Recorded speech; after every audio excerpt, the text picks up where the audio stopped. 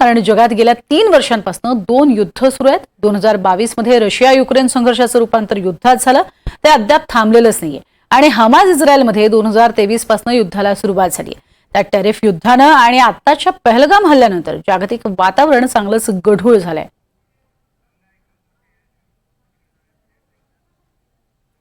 आणि आता थेट जाणार आहोत, खास एअर शोचं आयोजन करण्यात आलेलं आहे आणि तिथूनच आपण ही दृश्य पाहतोय। गंगा एक्सप्रेस वे वरती या एअर शोचं आयोजन करण्यात आलेलं आहे। खास लढाऊ विमानं जी आहेत ती या धावपट्टीवरून धावणार आहेत। अर्थात धावपट्टीवरून ही जी विमानं आहेत ती न धावता आपत्कालीन परिस्थितीचा अंदाज घेत गंगा एक्सप्रेस वे वरतीच अशा पद्धतीचं हे एअर शोचं आयोजन करण्यात आलेलं आहे।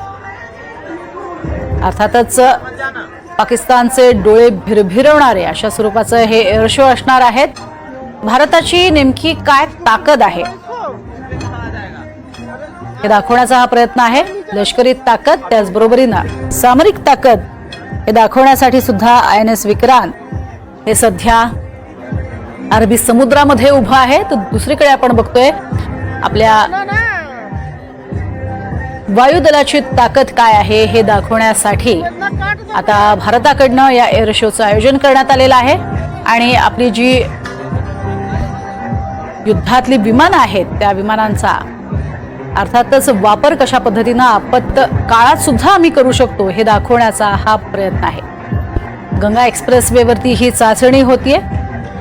वायुदलाच्या वतीनं पूर्ण तयारी करण्यात आलेली आहे आणि भारतीय वायुदल हे सध्या पूर्णपणे सज्ज आहे।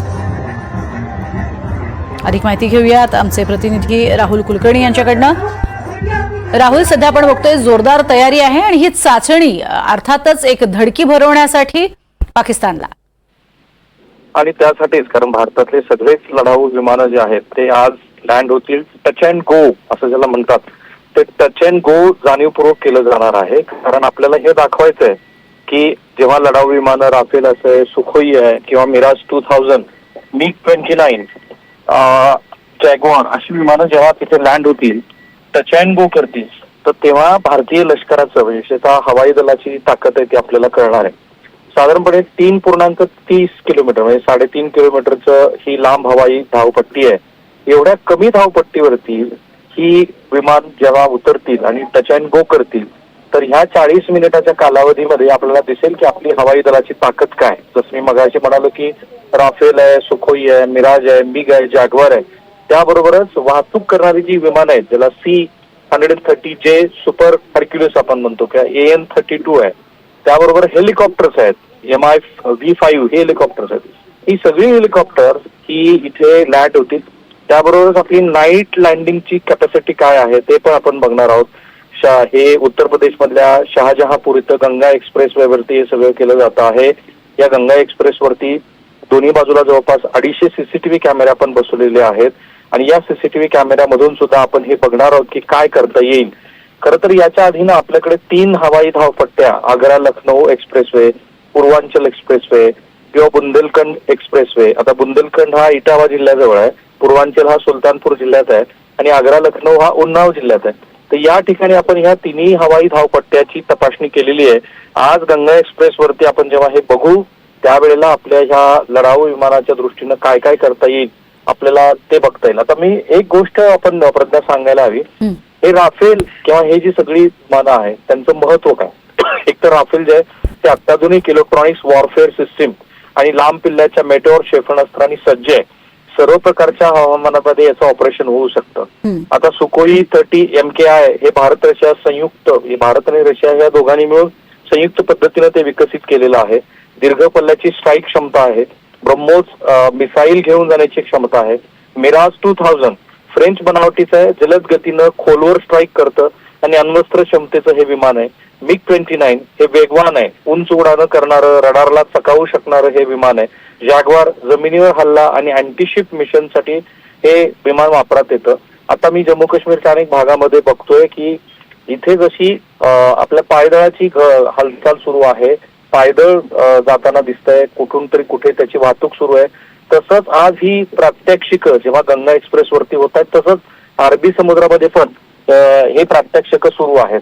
तर ह्या प्रात्यक्षिकाच्या माध्यमातून आपल्याला काय बघायचंय, तर ह्या प्रात्यक्षिकातनं भारताच्या हवाई दलाची, नाविक दलाची क्षमता काय आहे आणि या नाविक दलाच्या क्षमतेबरोबरच पाकिस्तानला इशारा द्यायचा आहे आपल्याला.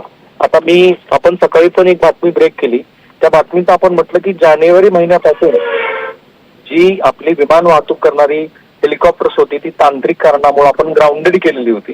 परंतु आता मात्र ही हेलिकॉप्टर सुद्धा आपण आजपासूनच त्याची तांत्रिक चाचणी संपवून वाहतुकीच्या दृष्टीनं, म्हणजे खास करून उंच पर्वतीय जो भाग आहे त्या ठिकाणी वाहतुकीच्या दृष्टीनं आपण ही हेलिकॉप्टर सुद्धा वापरतोय. आत्ताची दृश्य ही देशासाठी अत्यंत उत्साहवर्धक, आपल्या सैन्य दलाचं, हवाई दलाचं सामर्थ्य दाखवणारे. आणि एक गोष्ट प्रज्ञा लक्षात घ्यायला हवी, आजच काला खूप अर्थ आहे. कारण आपला हा जो दबाव आहे, पाकिस्तान लटपटलाय, कारण त्याला हे माहिती की मधल्या काळामध्ये भारतानं संरक्षण सिद्धता वाढवली. गेल्या 10 वर्षामध्ये ती पायाभूत सुविधेच्या दृष्टीनं असेल किंवा अगदी मनमोहन सिंग सरकारच्या काळामध्ये सुद्धा सामरिक शस्त्र सज्जता असेल, सगळं आपण केलेलं आहे. आणि म्हणून त्या लटपटलेल्या पाकिस्तानला हा इशारा आहे की नाविक दल अरबी समुद्रात आणि ह्या आपल्या गंगा एक्सप्रेसवरती हवाई दल कारवाई करतो आहे. काही गोष्टी आपल्याला सांगता येत नाहीत, पण मला असं दिसतंय की पाकिस्तान घाबरण्याची कारण हे त्या मंत्र्यांनी घेतलेल्या प्रेस कॉन्फरन्समध्येच आहेत. नक्कीच राहुल, तुर्तास धन्यवाद या संपूर्ण माहितीसाठी. तर सध्या भारत आपण पाहतो की संरक्षणावरती सर्वात जास्त खर्च करतो आणि एवढंच नव्हे तर सर्वोत्तम जे आहे ते भारतासाठी निर्मिती करण्याचा प्रयत्न कायमच भारताचा असतो. ही थेट दृश्य आपण बघतोय गंगा एक्सप्रेस वेवरती वायुदलाच्या वतीनं या चाचण्या केल्या जात आहेत. या चाचण्या आहेत अर्थातच धडकी भरवण्यासाठी पाकिस्तानला, आणि त्यातच जर वेळ पडलीच तर अगदी आपत्कालीन स्थितीमध्ये सुद्धा आपण ही विमानं अशा पद्धतीनं एक्सप्रेस वेवर उतरू शकतो का याची ही चाचणी आहे.